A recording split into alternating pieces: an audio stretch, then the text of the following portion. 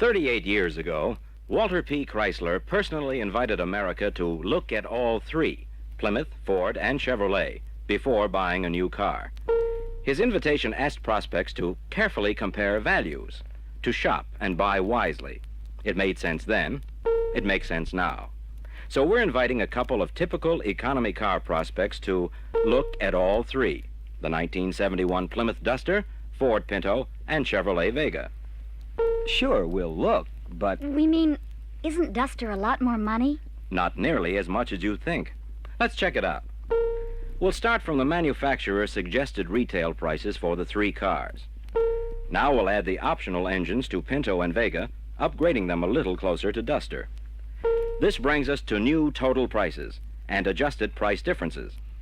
That cuts down on the price spread, particularly on Vega. Yes, and to be realistic, we're pricing the Vega Coupe, where most of Chevy's early production went.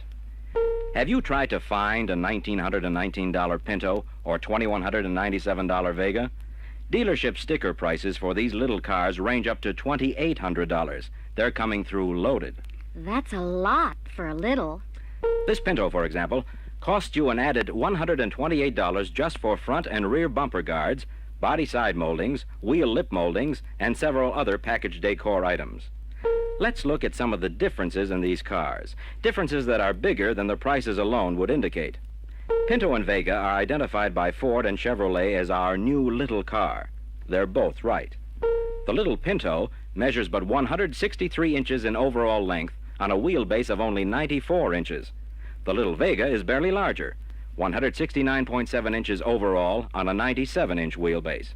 In contrast, the 1971 Duster is a compact but far from little 188.4 inches overall, set on an agile 108-inch wheelbase. And the longer the wheelbase, the smoother the ride.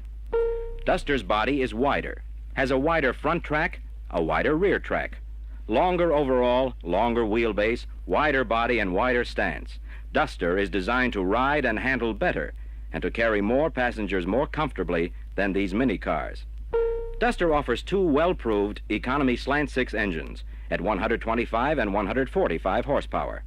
Pinto and Vega each offer two small displacement four-cylinder engines, and both of their optional engines fall far short of matching the horsepower of Duster's base six. Duster's higher horsepower V8 engines offer excellent performance with the optional torque-flight automatic transmission. The Pinto and Vega engines, when teamed with their respective optional automatics, leave something to be desired in performance. The standard Ford engine is presently being used in their little British car. Their optional four-cylinder is a new German Ford design that has yet to prove itself. And Vega's engines are a brand new, lightweight aluminum design that also hasn't been proved. Looking at standard engine performance in terms of horsepower to vehicle weight, Duster obviously offers the most efficient package. Let's compare braking. Duster has considerably more swept brake area, resulting in greater total four-wheel braking action. Of the three, only Duster uses torsion bars at the front and leaf springs at the rear. Pinto has gone halfway, with leaf springs in the rear. Vega has coil springs, front and rear. Let's look at some more of the values, or lack of them, that you could be living with depending on the car you choose.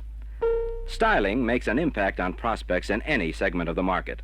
The 71 Duster has its own bold, with-it look, while Pinto has the appearance of a scaled-down Maverick and Vega smacks of a miniature Nova.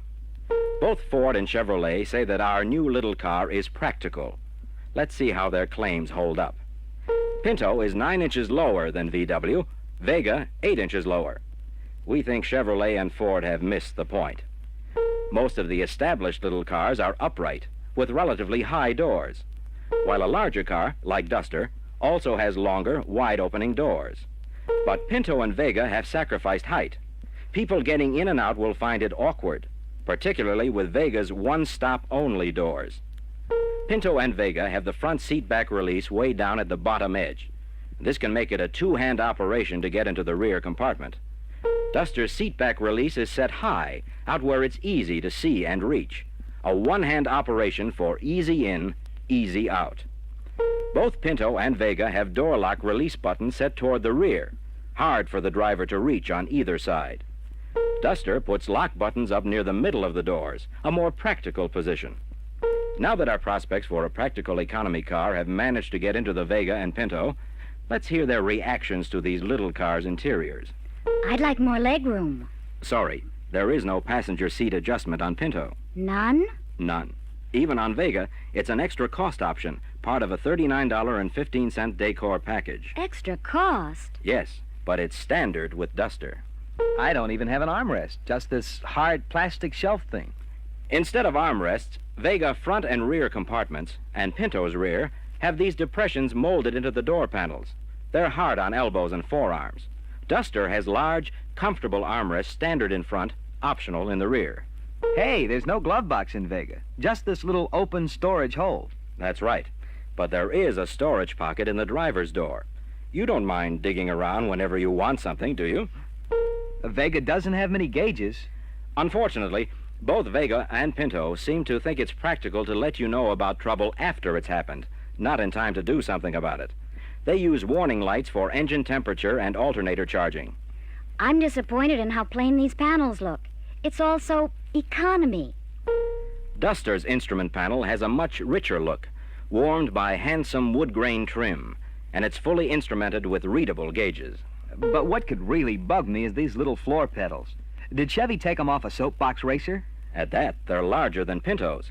Would you believe Pinto's 1.25 inch wide accelerator pedal and a clutch and brake that are only about 1 inch wider? That's not going to make me a believer.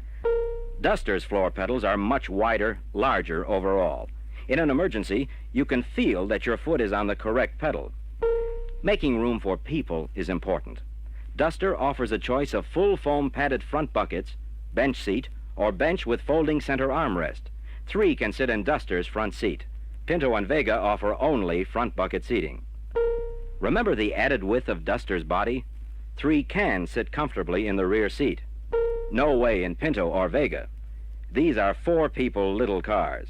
One of the reasons rear seating is limited, and not too comfortable even for 2, is that while these little cars have scaled down interiors, Chevrolet and Ford haven't been able to scale down the drive shaft tunnel. Well, we're not. Scale down people. A car's trunk should be practical, wouldn't you agree? But it's tough to pack things into Pintos. The cargo capacity is only 5.6 cubic feet, just barely 1/3 the size of Duster's trunk. Vega's trunk isn't that much more spacious. You're limited to 8.7 cubic feet, compared with Duster's almost double 15.9. Both the little car's trunks, by the way, are covered only with paint. Duster's has a floor pad. Pinto and Vega have heavily framed door glass and the overall look of a little economy sedan. Notice how Duster's frameless door glass contributes to the car's handsome hardtop look? Pinto and Vega bumpers, front and rear, are thin, lightweight, and don't offer much protection. Even a low-speed rear-end nudge could prove costly for these little cars. Hey, maybe that's why Pinto has that headlight and grill service kit I've heard about. Ford and Chevrolet do make broad claims that these little cars are easily serviceable. What's the real story? The first thing you run into under the Pinto hood, This miserable support rod sure gets in the way. well, let's say the second thing, is this warning on the engine cowl. Attention, this vehicle uses metric parts. Now, metric parts require metric tools. But Ford is happy to sell tools like these by mail order only. A fairly complete set can cost you up to $69.95. How about Vega? The engine compartment is certainly different. Very compact. Limited clearance to get at some areas and work. But there are no owners with enough experience yet to tell us how serviceable the Vega really is. Vega does have some oddities, however. The normally accessible air cleaner is sealed in a welded unit, with the entire thing scheduled for replacement at 50,000 miles. There's no way to check and clean the filter alone after 20 or 30,000 miles when it might benefit from attention. And Vega's electric fuel pump is in the gas tank. If it malfunctions for any small cause, it must be quite a job getting it out for repair. Let's look under Duster's wide-opening, counterbalanced hood. Everything is familiar, easy to recognize and to work on. Owner and dealership reports indicate Duster has proved an easily serviceable car. When you look at all 3, Carefully compare value, shop, and buy wisely. It's obvious that the 1971 Duster comes through with a lot more car for a little more money.